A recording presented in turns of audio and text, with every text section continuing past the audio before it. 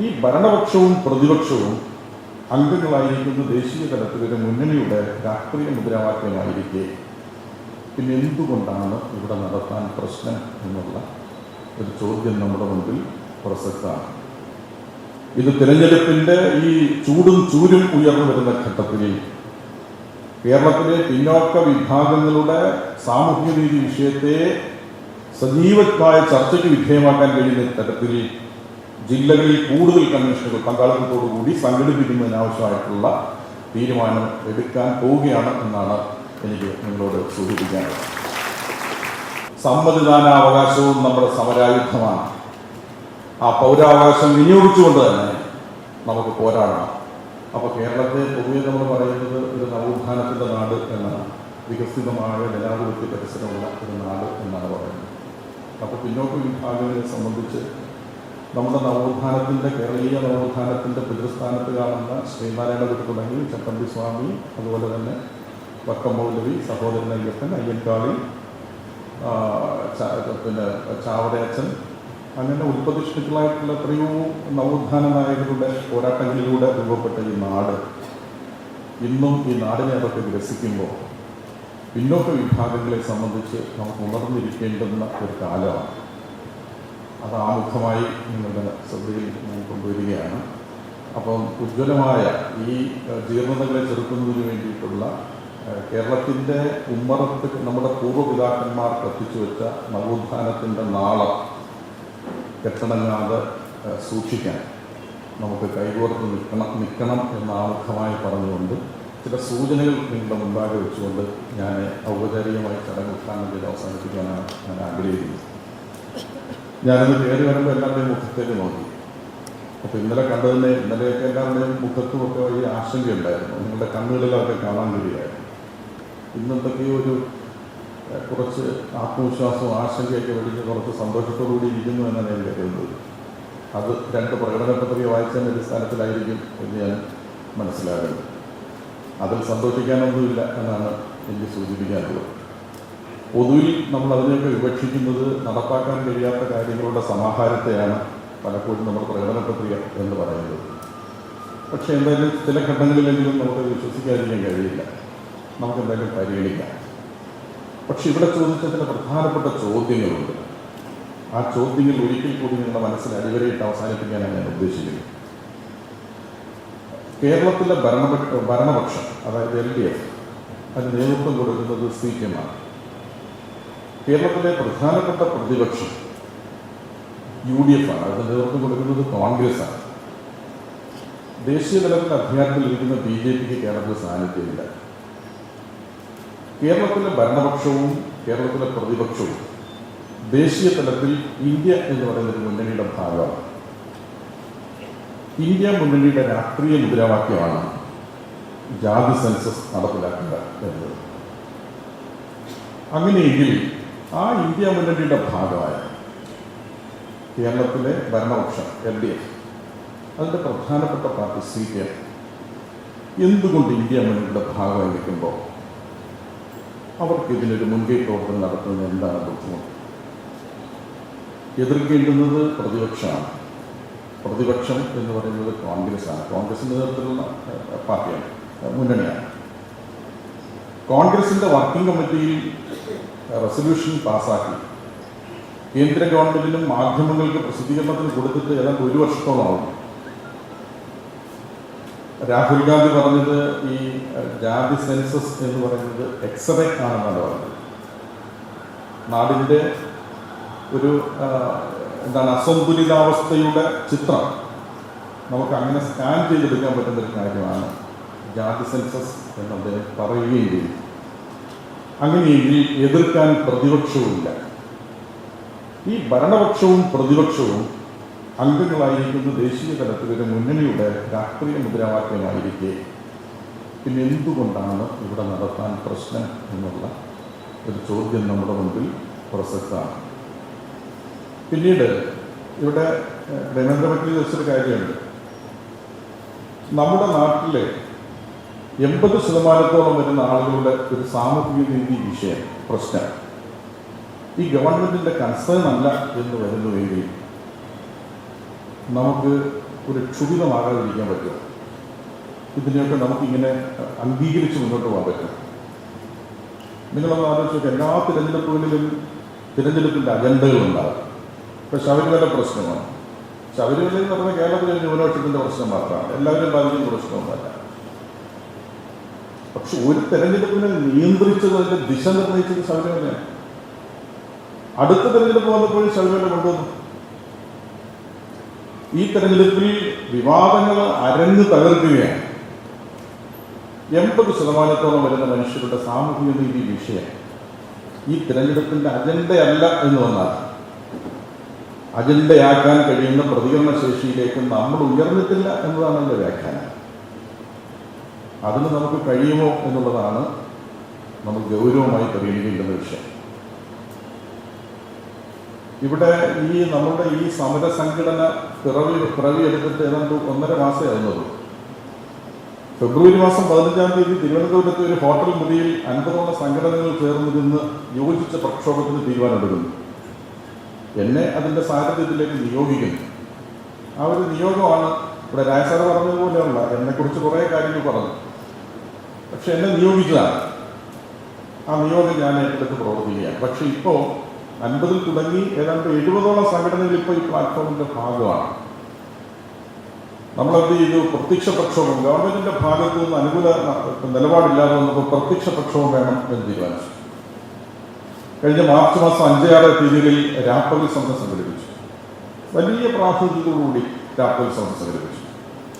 സർക്കാരിന്റെ ഭാഗത്തു നിന്ന് അനുകൂലമായ പ്രതികരണം ഉണ്ടായില്ല. പ്രക്ഷോഭം ജില്ലകളിലേക്ക് വ്യാപിപ്പിക്കാൻ തീരുമാനിച്ച് ഞങ്ങളോട് പിരിഞ്ഞു. ജില്ലകളെ സമരസജ്ജമാക്കുന്നതിന് വേണ്ടി സമരപ്രഖ്യാപന കൺവെൻഷനുകൾ ചേരുന്നതിന് വേണ്ടി തീരുമാനിച്ചു. അതിൻ്റെ പ്രയോറിറ്റി എന്ന രീതിയിൽ ആദ്യഘട്ടത്തിൽ 3 കൺവെൻഷനുകൾ പ്ലാൻ ചെയ്തു. ഒന്ന് കോട്ടയത്ത് കഴിഞ്ഞ ദിവസം കഴിഞ്ഞു. 2ാമത്തെ കൺവെൻഷനാണ് ഇപ്പോൾ ഇവിടെ നടക്കുന്നത്. അടുത്തത് കോഴിക്കോടാണ്. 3 കൺവെൻഷനുകൾ തീരുമാനിച്ചു. പക്ഷേ എനിക്ക് തോന്നുന്നത് ഇപ്പോൾ നമ്മുടെ സ്റ്റിയറിംഗ് കമ്മിറ്റി അടിയന്തരമായി വിളിച്ചു ചേർത്ത് കൺവെൻഷനുകൾ ഇനി തിരഞ്ഞെടുപ്പ് നമ്മുടെ പ്രശ്നമല്ല, ഇത് തിരഞ്ഞെടുപ്പിൻ്റെ ഈ ചൂടും ചൂരും ഉയർന്നു വരുന്ന ഘട്ടത്തിൽ കേരളത്തിലെ പിന്നോക്ക വിഭാഗങ്ങളുടെ സാമൂഹിക നീതി വിഷയത്തെ സജീവമായ ചർച്ചയ്ക്ക് വിധേയമാക്കാൻ കഴിയുന്ന തരത്തിൽ ജില്ലകളിൽ കൂടുതൽ കൺവെൻഷനുകൾ പങ്കാളിത്തത്തോടുകൂടി സംഘടിപ്പിക്കുന്നതിനാവശ്യമായിട്ടുള്ള തീരുമാനം എടുക്കാൻ പോവുകയാണ് എന്നാണ് എനിക്ക് നിങ്ങളോട് സൂചിപ്പിക്കാനുള്ളത്. പിന്നെ ഇവിടെ പറഞ്ഞൊരു കാര്യം, ഇവിടെ എനിക്ക് തോന്നുന്നത് ദിനേര സാറാണെന്ന് തോന്നുന്നു പറഞ്ഞ് 951 സ്വാതന്ത്ര്യലബ്ധിക്ക് ശേഷം നമ്മുടെ രാജ്യത്ത് ഈ സെൻസസ് നടന്നത് 951-ലാണ്. പക്ഷെ ജാതിയടിസ്ഥാനത്തിൽ സെൻസസ് നടന്നില്ല. അപ്പോഴും പട്ടികജാതി പട്ടിക വിഭാഗങ്ങളുടെ ജാതി തിരിച്ചുള്ള കണക്കിൽ മാത്രമേ എടുക്കുള്ളൂ. അതിനുശേഷം പിന്നെ നടന്നില്ല. 2011-ൽ ശ്രീ മൻമോഹൻ സിംഗ് പ്രധാനമന്ത്രിയായിരിക്കുമ്പോഴാണ് ഒരു സെൻസസ് അങ്ങനെ എടുക്കുന്നത്. അതിവിടെ സൂചിപ്പിച്ചതുപോലെ അപൂർണവും അബദ്ധജടിലവുമായിരുന്നു. ഇപ്പൊ നിയമസഭയിൽ ഡോക്ടർ എം കെ മുനീറിന്റെ സബ്മിഷൻ വരുമ്പോൾ മന്ത്രി ബഹുമാനപ്പെട്ട ശ്രീ കെ രാധാകൃഷ്ണൻ പറഞ്ഞത് ജാതിയുടെ അടിസ്ഥാനത്തിൽ വിവരങ്ങൾ ശേഖരിച്ച 2011-ലെ കണക്ക് പിന്നോക്ക വികസന ഡിപ്പാർട്ട്മെന്റ് ആവശ്യപ്പെട്ടിട്ടുണ്ട് എന്നാണ് പറഞ്ഞത്. കേരളത്തിലെ പിന്നോക്ക വിഭാഗങ്ങളുടെ സാമൂഹിക പുരോഗതിക്ക് ഉതകുന്ന പദ്ധതികൾ ആവിഷ്കരിക്കാൻ ആവശ്യപ്പെട്ടിരിക്കുന്ന വിവരങ്ങൾ എന്ന് പറയുന്നത് അപൂർണമാണ്, അബദ്ധജടിലമാണ് എന്ന് പറഞ്ഞ വിവരങ്ങളാണ് ആവശ്യപ്പെട്ടിരിക്കുന്നത്. കേന്ദ്ര ഗവൺമെന്റ് കൊടുത്തില്ല, അംഗീകരിച്ചിട്ടുമില്ല, കൊടുത്തതുമില്ല. കേന്ദ്ര ഗവൺമെന്റ് കൊടുത്തതില്ല, തരാൻ കഴിയില്ല എന്ന് പറഞ്ഞു. ബ്രിട്ടീഷ് ഇന്ത്യയിലാണ് ജാതി അടിസ്ഥാനത്തിലുള്ള സെൻസസ് നടന്നത് 1931-ൽ. ഇവിടെ സൂചിപ്പിച്ചു 93 വർഷം. 93 വർഷം, 1 നൂറ്റാണ്ട് പഴക്കമുള്ള സ്ഥിതിവിവര കണക്കുകൾ നമ്മുടെ പദ്ധതികൾ ആവിഷ്കരിക്കാൻ ഇപ്പോഴും ആശ്രയിക്കുന്നു എന്ന് പറഞ്ഞാൽ നമ്മൾ അതിനെ ആന്ധ്രയിൽ പരിഗണിക്കാത്തതുകൊണ്ടാണ്. അത് മാത്രമല്ല, സെൻസസിനെ സംബന്ധിച്ച് പൊതുവിൽ ഇപ്പോൾ ഈ രംഗത്തെ വിദഗ്ധർ പറയുന്നത് ഈ 10 വർഷത്തെ കാലദൈർഘ്യം തന്നെ ശാസ്ത്രീയമല്ല എന്നാണ് പറയുന്നത്. കാരണം ഒരു ആധുനിക സമൂഹത്തിൽ സാമൂഹിക സാമ്പത്തിക സാഹചര്യങ്ങൾ അനുദിനമെന്നോളം മാറിക്കൊണ്ടിരിക്കുമ്പോൾ 10 വർഷത്തിൽ ഒരിക്കൽ മാത്രം അവരുടെ സാമൂഹിക സാമ്പത്തിക സാഹചര്യങ്ങളെക്കുറിച്ചുള്ള സ്ഥിതിവിവരങ്ങൾ ശേഖരിക്കുകയും അതിൻ്റെ ഡേറ്റ പ്രോസസ്സ് ചെയ്ത് പ്രസിദ്ധീകരിക്കുമ്പോഴേക്ക് വീണ്ടും ഒരു കാലതാമസം വരും. അങ്ങനെ എടുത്താൽ തന്നെ അത് ഒരു പ്രായോഗികമായി ഈ വിഭാഗങ്ങളുടെ സാമൂഹിക പുരോഗതിക്ക് ഉതകില്ല എന്ന അഭിപ്രായം നിലനിൽക്കുമ്പോഴാണ് 2021 നടക്കേണ്ടുന്ന സെൻസസ് ഇപ്പോൾ 24 3 വർഷം വൈകിയിരിക്കുന്നു.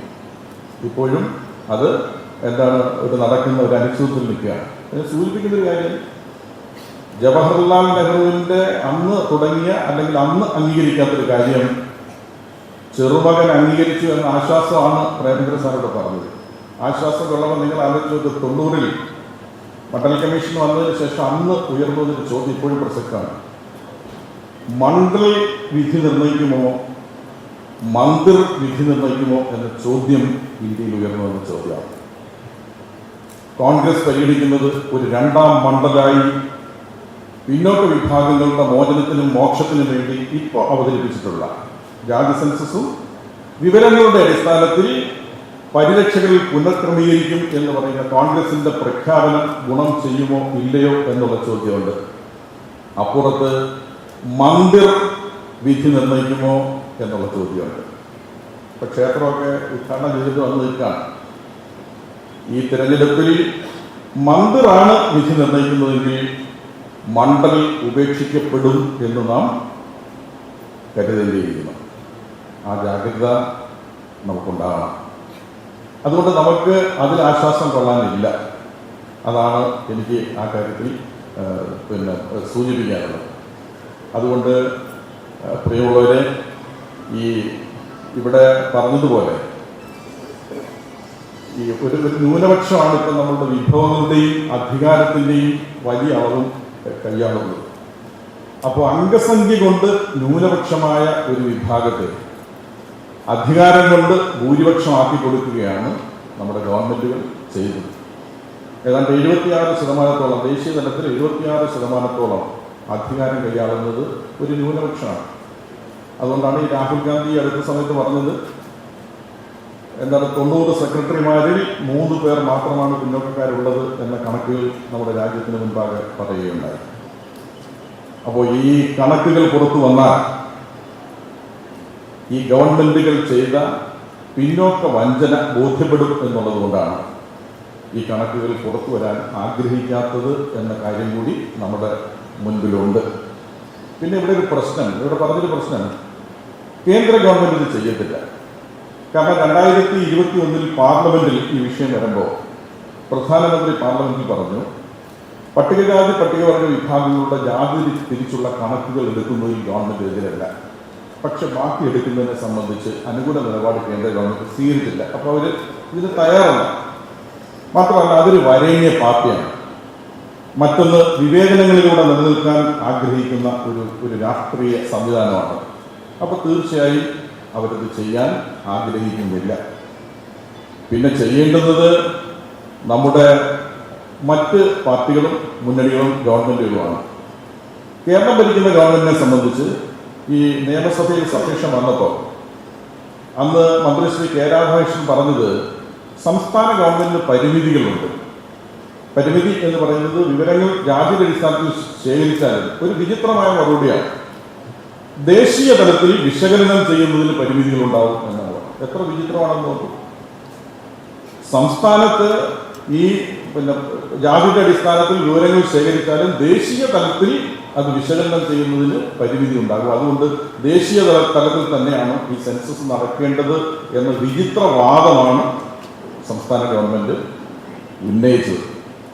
അപ്പോൾ സംസ്ഥാന ഗവൺമെന്റ് അന്ന് ഉന്നയിക്കുകയും ഇന്ന് ഈ സെൻസസ് നടപ്പിലാക്കുമെന്ന് പറയുകയും ചെയ്യുമ്പോൾ ഈ കഴിഞ്ഞ ദിവസം CPM-ന്റെ ഈ മാനിഫെസ്റ്റോ പ്രഖ്യാപിച്ചതിന് ശേഷം നിങ്ങൾ പത്രം കണ്ടതാണ്. ഞാനും ദേശാഭിമാനി വരുന്ന ഒരാളാണ്.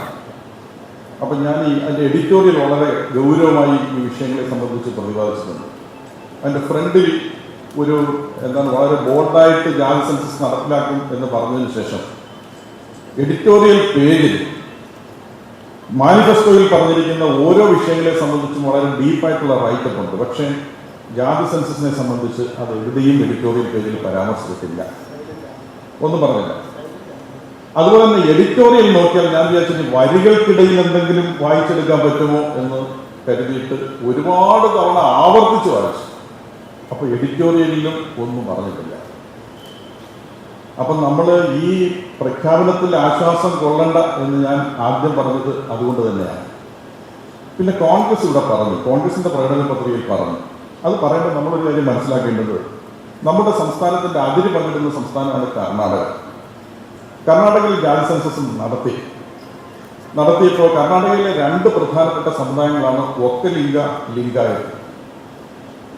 ആ 2 സമുദായങ്ങളും അതിൽ നമ്മളെ അത്ഭുതപ്പെടുത്തുന്ന ഒരു കാര്യം, ഒരു ഘട്ടത്തിൽ മുഖ്യമന്ത്രിയാകുമെന്ന് പ്രതീക്ഷിച്ച DK ശിവകുമാർ ഉൾപ്പെടെ പ്രതിപക്ഷ MLA-മാരായിട്ടുള്ള BJP അംഗങ്ങളും കോൺഗ്രസ് MLA-മാരും സംയുക്തമായി ഒപ്പുവച്ചിരിക്കുന്ന നിവേദനം സിദ്ധാരാമയ്യയ്ക്ക് കൊടുത്തിട്ട് എന്താ പറഞ്ഞു? വിവരങ്ങൾ പുറത്തു വിടരുത് എന്ന് പറഞ്ഞു. എന്ന് പറഞ്ഞാൽ ഭരണ പ്രതിപക്ഷ വ്യത്യാസമന്യേ ജാതിയുടെ അടിസ്ഥാനത്തിൽ ശേഖരിച്ച സെൻസസിന്റെ വിവരങ്ങൾ പുറത്തു വിടരുത് എന്ന് പ്രഖ്യാപന നിലപാടുള്ള ഒരു പാർട്ടി ഭരിക്കുന്ന സംസ്ഥാനത്തെ ഉത്തരവാദിത്തപ്പെട്ട MLA-മാർ പറഞ്ഞു. മറ്റൊരു കാര്യം നിങ്ങൾ ഈ അടുത്ത സമയത്ത് കണ്ടു കാണും. ഹിമാചൽ പ്രദേശ് കോൺഗ്രസ് ഭരിക്കുന്ന സംസ്ഥാനമാണ്. സുഖദേവ് സിംഗ് സുഖു എന്ന് പറയുന്ന ആളാണ് അവിടുത്തെ മുഖ്യമന്ത്രി. അദ്ദേഹം നമ്മുടെ ഖാർഗെയ്ക്ക് ഒരു കത്തെഴുതി. ഖാർഗെയ്ക്ക് കത്തിൽ പറയുന്നത് ഹിമാചൽ പ്രദേശിൽ 60% കൂടുതൽ മുന്നോക്ക സമുദായത്തിൽപ്പെട്ടവരാണ്. ജാതി സെൻസസ് ഒരു രാഷ്ട്രീയ മുദ്രാവാക്യമായി ഏറ്റെടുത്താൽ അത് നമുക്ക് രാഷ്ട്രീയമായി ഗുണം ചെയ്യില്ല എന്നാണ് പറയുന്നത്. കേന്ദ്ര ഗവൺമെന്റ്, പാർട്ടിയുടെ കേന്ദ്ര നേതൃത്വം അദ്ദേഹത്തെ ശാസിക്കുകയും ചെയ്തു. അപ്പോ കർണാടകയിൽ പ്രതിപക്ഷ MLA-മാരോടൊപ്പം സംയുക്തമായി വിവരങ്ങൾ പുറത്തു വരാതിരിക്കാൻ നിവേദനത്തിൽ ഒപ്പുവെക്കുന്നു. ഹിമാചൽ പ്രദേശിൽ ഈ വിവരങ്ങളിൽ സെൻസസ് നടത്തിയ ജാതിയുടെ അടിസ്ഥാനത്തിൽ സെൻസസ് നടത്തിയാൽ രാഷ്ട്രീയമായി ഗുണം ചെയ്യില്ല എന്ന് അവിടുത്തെ മുഖ്യമന്ത്രി തന്നെ കേന്ദ്ര നേതൃത്വത്തിന് കത്തെഴുതുന്നു. കേരളത്തിലെ നേതാക്കളാകട്ടെ ഡൽഹിയിൽ പറയും, നെടുമ്പാശ്ശേരി വിമാനത്താവളത്തിൽ വിമാനം ഇറങ്ങിയാൽ പിന്നെ മിണ്ടത്തില്ല. ആരെയാണ് പേടിക്കുന്നത്? ഇവിടെ ഇതിനെ എതിർത്ത് പറഞ്ഞത് ജാതി സെൻസസ് സംസ്ഥാനത്ത് നടപ്പിലാക്കരുതെന്ന് അന്ത്യശാസനം നടത്തുന്നത് പോലെ പറഞ്ഞത് NSS ആണ്. NSS-നെ പേടിച്ചാണോ ചെയ്യാത്തത്? മറ്റാരും പ്രത്യക്ഷമായി രംഗത്ത് വന്നില്ല. ഇവിടെയാണ് പ്രശ്നം. നമ്മുടെ സമൂഹത്തിലെ വിഭവങ്ങളുടെയും അധികാരത്തിന്റെയും സിംഹഭാഗവും കൈയാളുന്ന വളരെ പരിമിതമായിട്ടുള്ളൊരു മൈനോറിറ്റി, ഗവൺമെന്റുകൾ അധികാരം കൊണ്ട് അവരെ മെജോറിറ്റിയാക്കി വെച്ചിരിക്കുന്നവർ നമ്മുടെ സാമൂഹിക നീതി സങ്കല്പങ്ങളെയും നമ്മുടെ അവസരങ്ങളെയും ഇല്ലായ്മ ചെയ്യുന്ന ഒരു കാലത്താണ് നമ്മൾ നിൽക്കുന്നത്. അത് നിൽക്കുമ്പോൾ അതിൽ ബോധവാന്മാരായി ഈ പ്രതിരോധത്തെ മുറിച്ചു കിടക്കാൻ എല്ലാ പരിഗണനകൾക്കും അതീതമായി. അതിൽ നിങ്ങൾക്കൊക്കെ രാഷ്ട്രീയമൊക്കെ ഉണ്ടാവും. പക്ഷെ ഞാൻ സൂചിപ്പിക്കുന്നത് ഈ തെരഞ്ഞെടുപ്പ് എന്ന് പറയുന്നത് സാമൂഹിക നീതിയെ ഉയർത്തിപ്പിടിക്കുന്ന പിന്നോക്കക്കാരുടെ അടിസ്ഥാന പ്രശ്നങ്ങളോട് മുഖം തിരിച്ചുകൊണ്ട് കേരളത്തിൽ പോകാൻ കഴിയില്ല എന്ന് പ്രഖ്യാപിക്കുന്ന ഉജ്ജ്വലമായ ഒരു സമരത്തിന്റെ ഒരു മൂർത്തമായ രൂപത്തെ നമുക്ക് കേരളത്തിൽ അവതരിപ്പിക്കണം എന്നാണ് എനിക്ക് നിങ്ങളോട് അഭ്യർത്ഥിക്കാനുള്ളത്. അത് അഭ്യർത്ഥിക്കുമ്പോൾ ഞാൻ കഴിഞ്ഞ വേദിയിലൊക്കെ പറഞ്ഞു, നമ്മുടെ മുൻപിൽ പൂർവ്വകാലത്തെ ഒരു ചരിത്രമുണ്ട്. ആ ചരിത്രം എന്ന് പറയുന്നത് നിവർത്തന പ്രക്ഷോഭമാണ്. അത് നിങ്ങൾക്കറിയാമല്ലോ. മലയാളി മെമ്മോറിയൽ സവർണ വിഭാഗങ്ങളാണ് കേരളത്തിൽ പ്രാതിനിധ്യത്തിന് വേണ്ടി ആദ്യം പ്രശ്നം ഉണ്ടാക്കിയത്. തിരുവിതാംകൂറിലെ സർക്കാർ സർവീസിൽ പരദേശികളായ ബ്രാഹ്മണർ മാത്രം ഉണ്ടായിരുന്ന കാലത്താണ് മലയാളി മെമ്മോറിയൽ പ്രക്ഷോഭം വരുന്നത്. പിന്നീടാണ് ജാതിയുടെ പേരിൽ തിരുവിതാംകൂർ സർക്കാർ സർവീസിൽ ജോലി നിഷേധിക്കപ്പെട്ട ഡോക്ടർ പൽപ്പുവിന്റെ നേതൃത്വത്തിൽ ഈഴവ മെമ്മോറിയൽ പ്രക്ഷോഭം വരുന്നത്. 932 ശ്രീ ചിത്തിര തിരുനാൾ പ്രഖ്യാപിച്ച ഭരണപരിഷ്കാരങ്ങളിൽ പോലും പ്രാതിനിധ്യം കിട്ടാതിരുന്ന സമയത്താണ് 3 പ്രധാനപ്പെട്ട സമുദായങ്ങൾ, ഈഴവ സമുദായവും മുസ്ലിം സമുദായവും ക്രിസ്ത്യൻ സമുദായവും എല്ലാം കൂടി ചേർന്നുകൊണ്ട് ശ്രീ NC ജോസഫും PK കുഞ്ഞും അതുപോലെ തന്നെ C കേശവനും എല്ലാം കൂടി ചേർന്നുകൊണ്ട് ഉണ്ടാക്കിയ രാഷ്ട്രീയകാര്യ സമിതിയാണ് പ്രാതിനിധ്യത്തിന് വേണ്ടി കേരളത്തിന്റെ ചരിത്രത്തിൽ ഉണ്ടാക്കിയ നിവർത്തന പ്രക്ഷോഭം. ആ നിവർത്തന പ്രക്ഷോഭം തെരഞ്ഞെടുപ്പുകൾ ബഹിഷ്കരിക്കാൻ തീരുമാനിച്ചുകൊണ്ടാണ്. പരിഹാരം ഉണ്ടായി. പക്ഷെ നമ്മൾ ബഹിഷ്കരിക്കാനൊന്നുമല്ല, നമ്മളുടെ പൗരാവകാശം വിനിയോഗിച്ചുകൊണ്ട് തന്നെ. ഞാനത് പല വേദികളിലും പറഞ്ഞു, സമ്മതിദാനാവകാശവും നമ്മുടെ സമരായുധമാണ്. ആ പൗരാവകാശം വിനിയോഗിച്ചുകൊണ്ട് തന്നെ നമുക്ക് പോരാടണം. പിന്നോക്ക വിഭാഗങ്ങളുടെ സാമൂഹിക നീതി പ്രശ്നങ്ങൾക്ക് അതിൻ്റെ നമ്മുടെ തുല്യതയ്ക്ക് വേണ്ടിയിട്ടുള്ള പോരാട്ടങ്ങളിൽ എല്ലാം മറന്ന് അണിനിരക്കണം എന്നാണ് എനിക്ക് സൂചിപ്പിക്കാനുള്ളത്. ഇതൊരു സമാനതകളില്ലാത്ത മൂവ്മെൻ്റാണ്. കാരണം ആളും അർത്ഥവുമുള്ള കേരളത്തിലെ എല്ലാ പ്രധാനപ്പെട്ട സമുദായങ്ങളും, ന്യൂനപക്ഷ വിഭാഗത്തിലെ ഏതാണ്ട് എല്ലാ സമൂഹങ്ങളും നമ്മുടെ പ്ലാറ്റ്ഫോമിലുണ്ട്. അതുപോലെ തന്നെ ലത്തീൻ വിഭാഗം, CSI, Anglican church, salvation army തുടങ്ങി എല്ലാ ആളുകളും നമ്മുടെ പ്ലാറ്റ്ഫോമിലുണ്ട്. പിന്നോക്ക വിഭാഗങ്ങളെല്ലാം ഉണ്ട്, പട്ടികജാതി പട്ടികവർഗ വിഭാഗങ്ങളെല്ലാം ഉണ്ട്. അപ്പൊ പൂർവ്വകാലത്ത് കാണാത്ത സമാനതകളില്ലാത്ത ഒരു ഐക്യനിരയാണ് ഈ പ്രക്ഷോഭത്തിൽ അണിനിരന്ന് നിൽക്കുന്നത്. ഇത് നമുക്ക് സാധിച്ചെടുക്കുക എന്ന് മാത്രമല്ല, ഒരു കാര്യം കൂടി എനിക്ക് പറയാനുള്ളത്, കേരളത്തിന്റെ ഘടന നമുക്ക് പൊളിച്ചെടുക്കണം എന്ന് പറഞ്ഞാൽ ഇവിടെ ഒരു ന്യൂനപക്ഷത്തിന്റെ ഒരു മേധാവിത്വം, അധികാരത്തിന്റെയും വിഭവങ്ങളുടെയും മുകളിൽ ഒരു ന്യൂനപക്ഷം അമർന്നിരുന്നുകൊണ്ട് ഇവിടുത്തെ പിന്നോക്കക്കാരുടെ മുഴുവൻ, അവരുടെ സാമൂഹ്യ നീതിയെ മുഴുവൻ അട്ടിമറിക്കാമെന്നാണ് കരുതുന്നതെങ്കിൽ കേരളത്തിൽ ഇനി ഞങ്ങളത് അനുവദിക്കില്ല എന്ന് പ്രഖ്യാപിക്കുന്നതാണ് ഈ മൂവ്മെന്റ്. അതുകൊണ്ട് ആ മൂവ്മെന്റിനെ ശക്തിപ്പെടുത്തി മുന്നോട്ട് കൊണ്ടുപോകാൻ മനസ്സും ശരീരവും സമർപ്പിച്ച് നിങ്ങൾ അണിനിരക്കണം എന്നാണ് എനിക്ക് അഭ്യർത്ഥിക്കാനുള്ളത്. നമ്മൾ തുടങ്ങിയിട്ടേ ഉള്ളൂ. പാർലമെന്റ് ഇലക്ഷൻ നമ്മുടെ പ്രശ്നമല്ല. നമ്മൾ ജില്ലകളെ സമരസജ്ജമാക്കാനാണ്. ഇതിനുശേഷം പ്രത്യക്ഷ പ്രക്ഷോഭത്തിലേക്ക് ജില്ലകൾ വരും. ആ സമരസജ്ജമാകുന്ന ജില്ലകളെല്ലാം കൂടി ചേർന്ന് നീതിക്ക് വേണ്ടിയിട്ടുള്ളൊരു പ്രക്ഷോഭം സംസ്ഥാനത്തുണ്ടാവും. ആ പ്രക്ഷോഭത്തിൽ കേരളത്തിലെ ഒരു ഗവൺമെന്റിനും പിടിച്ചു നിൽക്കാൻ കഴിയാത്ത തരത്തിലുള്ള ഒരു പ്രക്ഷോഭമായിരിക്കും സംസ്ഥാനത്ത് ഉയർന്നു വരാൻ പോകുന്നത്. അത് നിങ്ങളുടെ മനസ്സിലിരിക്കട്ടെ. ഇവിടെ ഞാൻ സൂചിപ്പിച്ചതുപോലെ പ്രത്യയശാസ്ത്രത്തിന്റെ അതിർവരമ്പുകൾക്കെല്ലാം അപ്പുറത്ത്, നമ്മുടെ ഉപജാതി ചിന്തകൾക്കെല്ലാം അപ്പുറത്ത് നീതിക്ക് വേണ്ടിയിട്ടുള്ള ഈ പോരാട്ടത്തിൽ ഒരിക്കൽ കൂടി ഞാൻ ആവർത്തിക്കുന്നു, മനസ്സും ശരീരവും ചേർത്ത് വെച്ച് ഒരുമിച്ച് നിൽക്കണം എന്ന ആഹ്വാനം പങ്കുവെച്ചുകൊണ്ട് ഔപചാരികമായി ഈ കൺവെൻഷൻ ഉദ്ഘാടനം ചെയ്ത് അറിയിച്ചുകൊണ്ട് എൻ്റെ വാക്കുകൾ അവസാനിപ്പിക്കുന്നു.